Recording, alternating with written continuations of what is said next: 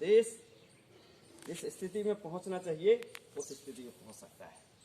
आज कम स्वयंसेवक होते हुए भी पूरे भारत के साथ साथ विश्व में इस बात की चर्चा है कि भारत हिंदुत्व की ओर बढ़ रहा है, अर्थात संघ इस देश की राजनीति का, सामाजिक परिवर्तन का एक केंद्र बिंदु बन चुका है।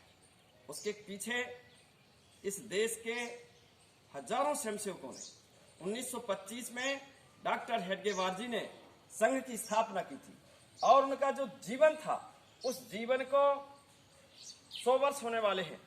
आगामी 2025 में हमारी संघ की शताब्दी वर्ष की ओर हम जा रहे हैं। संघ का शताब्दी वर्ष भारत के साथ साथ विश्व में एक नई राष्ट्रवाद की चेतना और जो हमारा प्राचीन राष्ट्र था, जिस की विचार के आधार पर संपूर्ण विश्व चलता था, डॉक्टर हेडगेवार जी ने अपने जीवन को इस स्तर पर ऐसा चिंतन किया कि उनके जाने के बाद हम शताब्दी की ओर जा रहे हैं, परंतु विचार यथावत। यह बहुत बड़ी, विश्व के अंदर कई व्यक्ति आए और गए और उन्होंने अपना विचारधारा रखी, लेकिन डॉक्टर हेडगेवार जी की जो विचारधारा थी, उनकी विचारधारा, उनके ही जैसे कार्यकर्ता आज भी इस संघ के पास हैं, जो दुनिया में दुर्लभ है। दुर्लभम भारतीय जन्म, मतलब भारत में जन्म लेना दुर्लभ है और संघ का स्वयंसेवक बनना ये हमारे लिए बड़े सौभाग्य की बात है। संघ का स्वयंसेवक अर्थात क्या? निस्वार्थ भाव से मातृभूमि की सेवा करना, अपने जीवन के बारे में चिंतन न करना, ये बहुत बड़ा संकल्प होता है। इस प्रकार की विचारधारा परम पूज्य डॉक्टर साहब ने 1925 में विजयदशमी के दिन नागपुर में और मोहते के बाड़ा में जो है विचार रखा और संघ की स्थापना की। अब बात आती है कि संघ उन विपरीत परिस्थितियों से निकल करके आज जिस स्थिति में है, उस स्थिति के पीछे हमारा बहुत बड़ा संघर्ष है।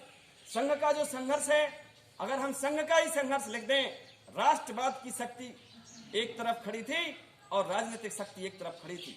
बंधुओं, भारत का इतिहास वह इतिहास है जिस इतिहास में डॉक्टर हेडगेवार की राष्ट्रवादी विचारधारा खड़ी थी एक तरफ सत्ता के लोलुप व्यक्ति खड़े थे। सत्ताधीशों ने राष्ट्रवाद को कुचलने की पूरी ताकत लगाई और हमारे स्वयंसेवकों के ऊपर पता नहीं कितना जो ताकत विधर्मी सरकार नहीं कर सकी, वह अपनी सरकार ने संघ की शक्ति को, राष्ट्रवाद की शक्ति को दबाने का प्रयास किया।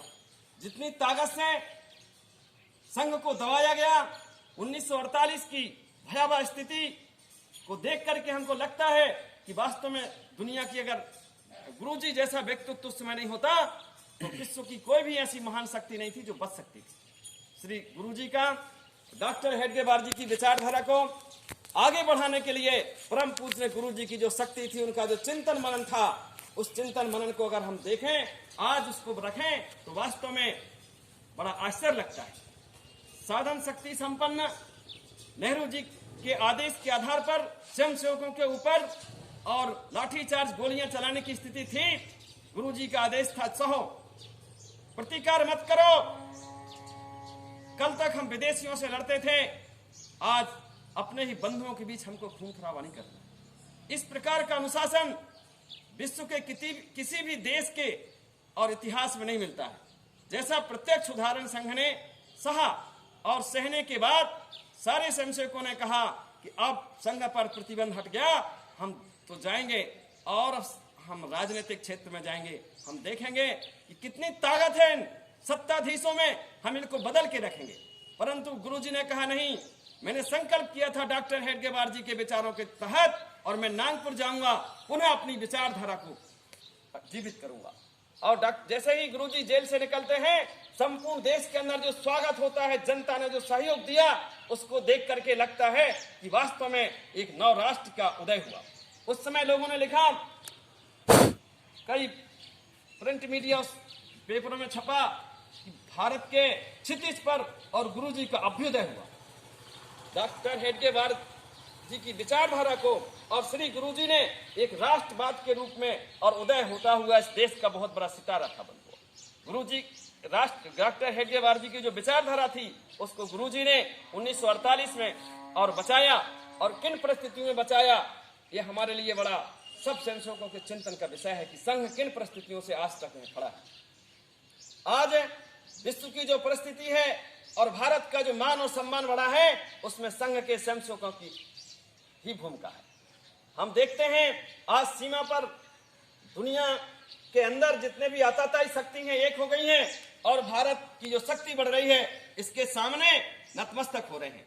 हमारे स्वयंसेवकों का जो चिंतन है वह चिंतन आज विश्व स्तर का चिंतन हो चुका है और हम जो भारत की कभी गिनती नहीं होती थी, आज दुनिया की मानी हुई ताकत के सामने इस राष्ट्र के जो विचार है उस विचार शक्ति के सामने आज विश्व की बड़ी बड़ी शक्तियां भारत का विचार मानती हैं। क्यों मानती हैं?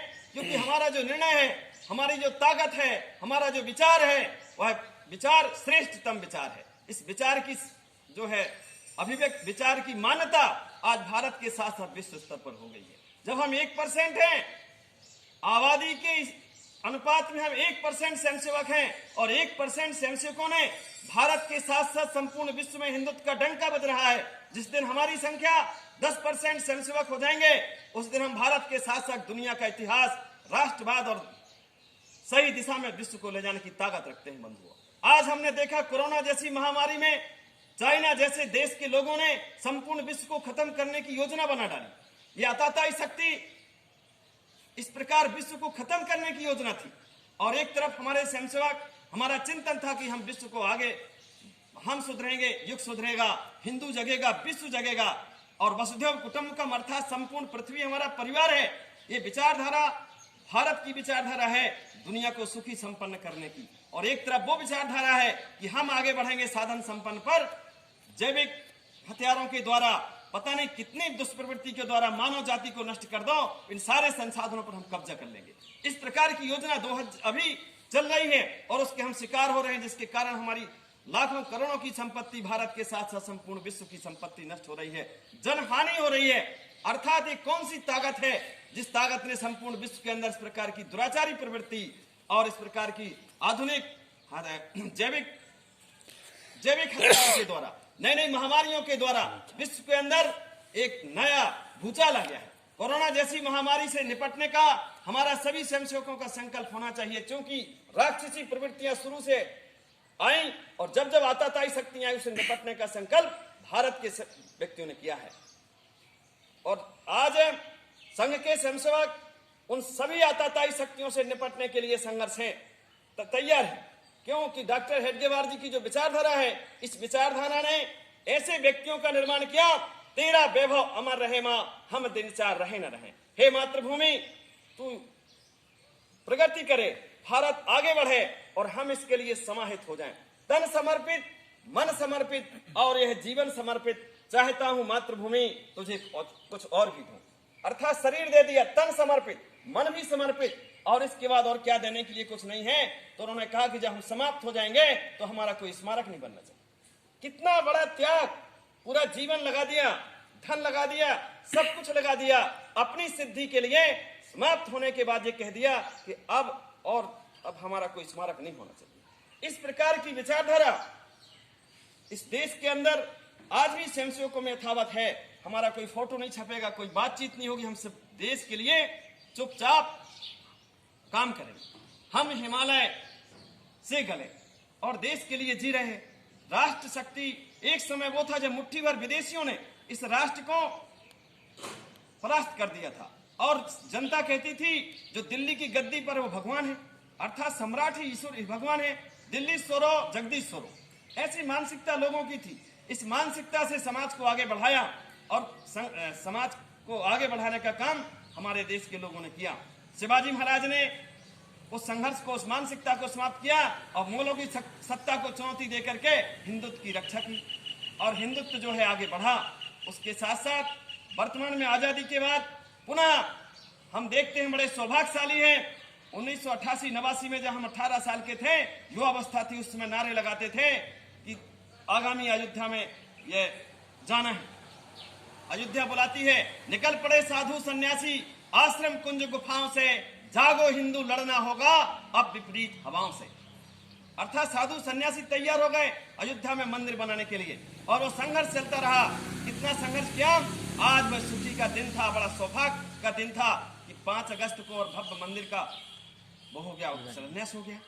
ये हमारे जीवन की बहुत बड़ी सफलता थी उस 89-90 के दशक में, जब सोचते थे कि कितना कब समय आ गया। ये समय है राष्ट्र को एक ही देश में 2 संविधान 2 विधान नहीं चलेंगे।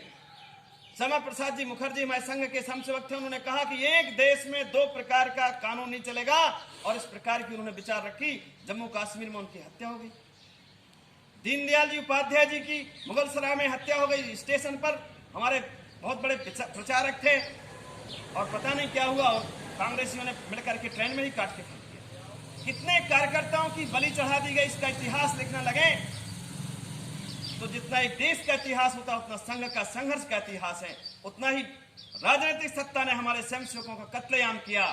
ये बहुत बड़ी चुनौती है। ये संघ डॉक्टर हेडगेवार जी की परंपरा है, उस परंपरा को हमने आगे बढ़ाया। सिर कटे और धड़ लड़े, ऐसी स्थिति है। अगर देश के लिए बलिदान हो जाए, सिर कट जाए, लेकिन हमारा धड़ लड़ेगा। इस प्रकार की स्थिति जैसे मराठाओं की स्थिति थी विधर्मियों से लड़ने के लिए, उस प्रकार की संघ के स्वयंसेवक की स्थिति है। तेरा वैभव अमर रहे की मानसिकता संघ की विचारधारा है, और इस विचारधारा को देख करके आज सारे विधर्मी जो हैं वो घबरा गए हैं। संपूर्ण विश्व के अंदर एक बात आ गई है कि अगर भारत आगे बढ़ रहा है, जब भारत जगेगा तो भारत जग करके वो महान शक्ति बढ़ेगा। जो ब्रिटेन के लोग कहते थे कि इस भारत को अगर जग गया जाए तो यहाँ हमारे घर में सुरक्षित नहीं रहेंगे। क्यों? ऊधम सिंह नाम का एक व्यक्ति था, जनरल डायर ने हजारों व्यक्तियों को भून दिया था। उस बालक ने प्रतिज्ञा की थी कि मैं जनरल डायर को घर में मारूंगा। सोचिए, उसने मेहनत की, मजदूरी की, पैसा जुटाया और लंदन गया। लंदन में भी मजदूरी की और पिस्टल खरीदी। पिस्टल खरीद करके जनरल डायर के घर में गया और उसके घर में गोलियों से उसको मारा, भून दिया उसको। उसकी पत्नी खड़ी थी, उसको नहीं मारा। जब कोर्ट गया, न्यायालय में पत्नी साक्ष्य देने पहुंची तो उसकी पत्नी कहती है, ऊधम सिंह तूने मेरे पति को मारा है, और यदि तू मुझे भी मार देता, जो नौबत नहीं आती, तू बच जाता। ऊधम सिंह कहता है, मैं भारत का हिंदू हूं, तुम्हारे पति जैसा गद्दार नहीं कि हजारों निर्दोष व्यक्तियों को गोली से भून दिया। मैं महिलाओं के ऊपर, जो हमारा भारत का आदर्श है, महिलाओं के ऊपर कभी हथियार नहीं चलाता। तुमने कोई अपराध नहीं किया था, इसलिए मैंने तुम्हें नहीं मारा, और तुम्हारे पति ने हमारे हजारों भारतीयों को गोली से भूना था, इसलिए उसका मैंने बदला ले लिया। इससे अधिक मेरे जीवन का कोई काम नहीं है। फांसी के फंदे पर मैं झूलूंगा, और मेरा हृदय इस बात के लिए मानता हूं कि मैंने बदला ले लिया। यह है भारतीयों की परंपरा, अर्थात अपनी उस पत्नी के ऊपर कभी वार नहीं करना। जिसने नहीं किया है कोई अपराध, उसको हम नहीं मारेंगे, लेकिन जिसने अपराध किया उसको छोड़ेंगे नहीं। और कितना परिश्रम करके कैसे ऊधम सिंह ने वहां मारा। तब ब्रिटिश सरकार ने कहा कि यह देश अगर जग गया तो भारत इतना बड़ा देश है, ये भारत के लोग आकर के हमको यहाँ भी जिंदा नहीं छोड़ने वाले हैं, इसलिए जल्दी यहाँ से जाओ।